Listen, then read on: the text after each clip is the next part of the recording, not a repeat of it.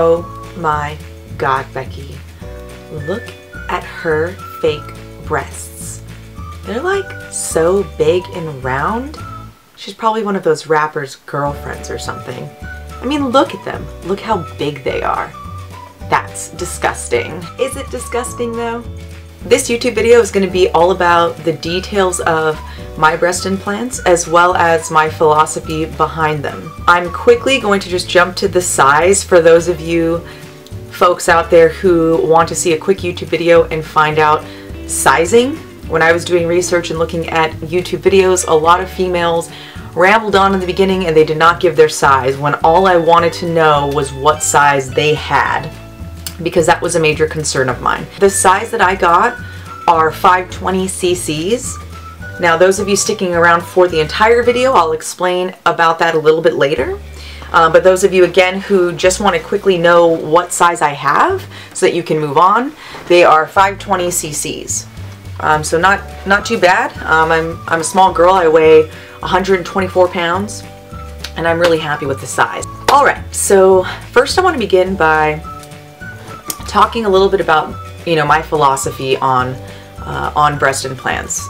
Recently I told my husband that I'm a breast advocate. Well, to me a breast advocate is someone who supports the, anything that has to do with a female's decision about her breasts. Whether that be getting a reduction because of back problems or getting implants for numerous reasons. All in all, I'm an advocate and a supporter.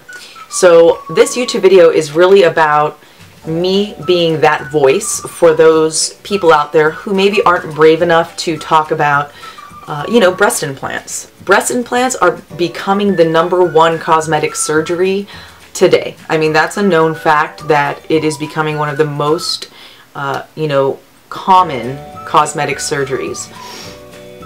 That being said, I still think that there's like a stigma attached to it, stereotypes attached to it, and I'm here to break those stereotypes. Before I got my implants and I started to tell certain people that I was planning on getting them, I would get certain comments or reactions. The most common one was this one. But why? You're so beautiful already. Now, first off, being beautiful has nothing to do with, in my opinion, for my reasoning, for the reasons I got my implants, had nothing to do with beauty. So the fact that I am already beautiful does not change. My already beautifulness is still there and exists now, regardless of implants or not. So to me, getting implants or having them has nothing to do with beautiful or being beautiful or becoming beautiful or losing beauty. It's just not relevant. My answer to that of, oh, why would you do that, is plain and simple. Because I felt like it, because I wanted to. What happened to that basic reasoning, right? I just feel like it. That's just something I want to do. Why did you spend, $50,000, $60,000 on this crazy car that you bought? Because I wanted it and I felt like doing it, and that's the money that I earned working hard. After researching the statistics about breast implants and the people who are getting them, people who are getting breast implants are not, only pornography stars and this crazy image that some people have in their mind.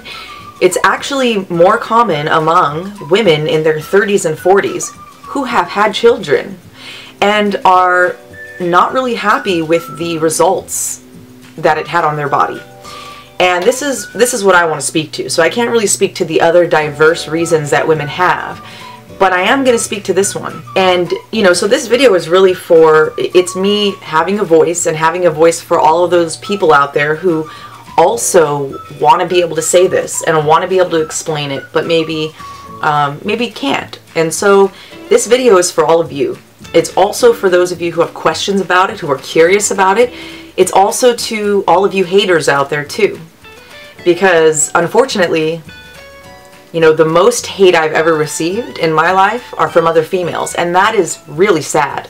It's extremely sad because we are really grounded and connected in a way that is just not possible with men, right? We have babies, we carry babies, we deliver them, we take care of them as newborns and even nurse them, right? Some of us nurse them. So there's just so many commonalities there between females, and it's so sad to me that females just, they hate each other sometimes.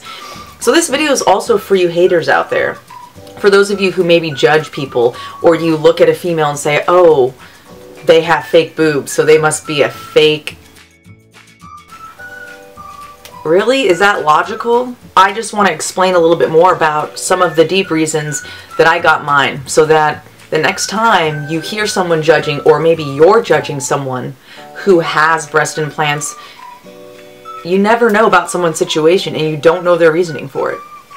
So I do land in that 30 to 40-year-old arena. I'm 30 years old, so I land in that area. I've had one daughter, and I nursed her for 10.5 months. I loved nursing her, number one. I don't take that back. And I know that she is experiencing the benefits of what comes with that. All the nutritional benefits that a baby can experience from nursing. 10.5 months of nursing had its toll on my breasts, and it did cause them to deflate. Now this is something you'll hear women say, and maybe you've experienced it. You can't get that back. If there were special exercises or a workout routine that filled your breasts up, I would totally dedicate myself to doing it.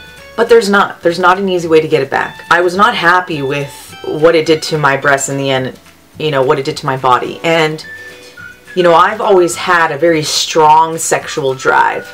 But once that happened to me, my confidence level went down a bit, and my sexual drive also went down.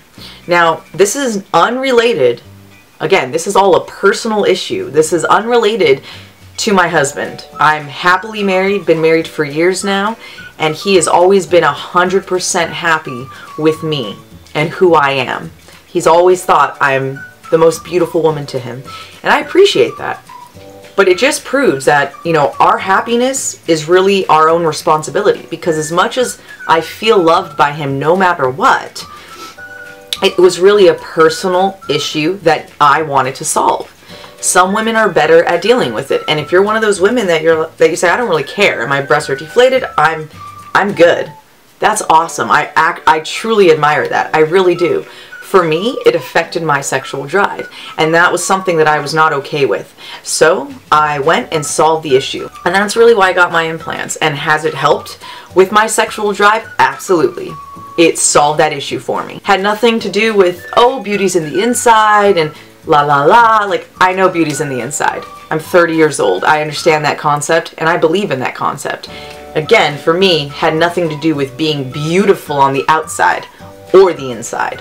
I am already beautiful on the outside and the inside. But I had my own personal reasons for it, and it solved my issue. I want to break that stereotype. I'm an educated person. I'm intelligent. I love reading. I'm a painter. I'm a great mom, a great wife. Those factors were not affected by my decision and had no play in it. Another reason I'm making this video is I got a lot of personal messages on Facebook with family and friends who were asking me questions about it, which tells me people are interested. They're interested in understanding it. Some women want to do it, they're just afraid, and they want answers. So here are my answers to you. Let's talk about the size. I always get that question. Well, what size are you? That's the first immediate question that I get asked. Or what size are you going to get before I got my implants? And this always scared people, scared the hell out of them. I would tell them, they would ask me the size, and what they don't understand is when it comes to your cosmetic surgery, surgeons don't give a crap about your cup size, because that's not how they're measuring these implants. They're measuring them based on the unit of cubic centimeters, abbreviated cc's. So at the beginning of this video I said that I'm 520 cc's. That might sound like gibberish to you, but it's very important because the cup size ultimately does not matter. So before I got my implants, people would ask me, what size are you going to be? And I would say double D. And that you should see their face, right? Like, oh, what do you mean? You're small, you're 124 pounds, that's gonna be crazy. No, it's not gonna be crazy. So surgeons are experts in this field. They measure by cubic centimeters, and not only that, they take your size, the width of your frame into consideration. Just because you might know or be someone that's a little bit on the bigger side, your breasts obviously are going to be quite different on your own frame. They're not grabbing double D's from a big gal and pasting them onto a skinny girl. That's just not how it works. So they're taking the CC size. They're also considering, okay, how wide do you want your implants to look? Right? If you have a small frame, you probably want them to be lined up with your frame so it doesn't look extreme. So there's a lot that goes into it. And at the end, ultimately, the cup size, don't let it scare you. That was one thing that scared me all the way up until the day of my surgery, because I really didn't know. I tried on implants, you can try them on, but you really don't know. It's not that crazy. I mean, I don't look crazy, but I'm extremely happy with the size that I went with. I am so happy that I didn't go smaller. I'm just going to say that. I'm very happy that I didn't go smaller. Now, the incision that I got was under the breast, that crease. I did not go through my arms. I did under the breast, and I'm going to tell you that the stitch is only about this big under the breast. It's not very big. I know some women are against, you know, they don't want a scar where their new breasts are. You can't even see it. I mean, it's hiding under the crease. So that's just my opinion on the matter. And the recovery is definitely shorter than under the arms. I know friends that got it under their arms and they couldn't really work out for a couple of months. So let's talk about that. So I'm able to, with this kind of incision, you only wait 3 weeks and then you can start working out again. The brand I got is called Nutrell. That's probably the least significant piece of information in my opinion. I don't care about the brand. There's all these types of brands. You might even hear people say, my favorite brand is this, I love this. How do you even know? These surgeons have been doing it for so long now, and they know what they're doing. So you're probably going to be 100% happy either way. And I got smooth, round silicone. So I went with silicone because it was less of a chance that you're going to get like this rippling look on the top later. Not that that will happen if you go with saline, but I just chose to go with silicone. Pricing. Now this is going to differ depending on, you know, the area that you live in, depending on the surgeon you go to.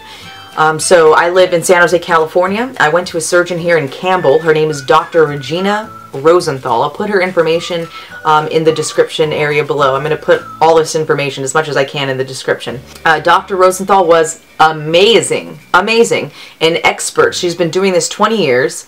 A friend of mine actually went to her and got her breast implants there, so I already kind of knew her work a little bit. She's very informative, answers all questions clearly, and the total for what I just told you that I got was a total of $8,530. That's a little on the pricier side. The reason is Dr. Rosenthal does not do the surgery in her facility. She actually works with the Los Gatos Surgical Center, which is down the street from her, which is also across from Stanford, and she does the surgery there. That was a big selling point for me and my husband, just because of safety concerns, right? And being able to get the treatment and needs that you might need in an emergency situation. So it was pretty much exactly what you would be offered at Kaiser or Stanford, anything like that. It was a legitimate surgical center that was not in her office. And some surgeons, they do the surgery in their office. Let's talk about post-surgery and you know, recovery time, all that stuff. I have a very high tolerance when it comes to pain. I delivered my baby with no medication at all. It was a natural birth. So that kind of gives you an idea of my tolerance for pain. The surgery, the day of and everything, it wasn't extremely painful. It really wasn't. Now, they give you medication. I'm going to go over that. My surgeon gave me Norco. She also gave me an anti-nausea pill because for me, painkillers, they make me nauseous. That's the thing that sucks about them, is I get extremely nauseous. You know, I do my best to not take them, or to take them at a minimal level. So I did take these painkillers for the first, let's see, I had my surgery on a Friday. So I took them probably for the first 4 days, you know, throughout the day and stuff. And then slowly just stopped and only started taking them when I went to bed. So right now, as of today, I'm at a point where I only take one right before I go to sleep. The worst part about this whole surgery Now, it was great overall, but the worst part was not the pain of the actual surgery. The worst part was taking the pain pills for 4 days and then getting constipated.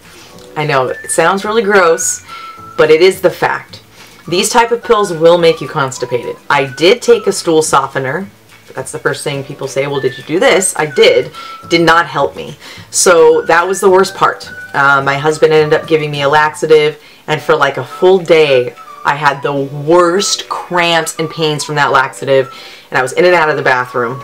That was really the worst part about it. They also gave me this to help with breathing exercises. This surgery will strain your lungs. It does. It strains your lungs. The first 2 to 3 days of recovery when I was in bed, it felt difficult to breathe. That's normal. It's not that I couldn't breathe, so I couldn't really take big deep breaths, and this helps you with practicing. I would stand up and I would practice doing it, and it did help to strengthen up my lungs again. You'll feel tightness in your chest, and this is going to help with that. The other thing that helped with recovery, something that it was one of the best things, was icing the breasts. I mean, that was wonderful. So just getting ice or ice packs, that was wonderful, and it really helped with the swelling. You cannot wear normal bras either for a few weeks. You can't go and just wear Victoria's Secret bras, all the fancy ones. You have to get a bra that has no underwire and has no padding. You know, they call it a surgical bra, but it is comfy. So there's no underwire. It's like cloth pretty much, no padding at all. And you also need to wear this strap as well, either, you know, over the clothes or under, depending on what you're doing. But this strap also helps to press them down, so and it stretches out your skin underneath. So you wear this as well. There it is. I know this video might be quite long. I just wanted to give as much information as possible about the details of the procedure, the surgery itself, as well as the type I got, the size I got. I don't regret the size I got either. I was so scared about that, but in the end, I'm so happy that I went with it. Thank you so much for tuning in. I really appreciate it, and I love you all. Thank you so much. You all deserve happiness in whatever way that is, so go get it. Enjoy your weekend. I love you all so much. Thank you.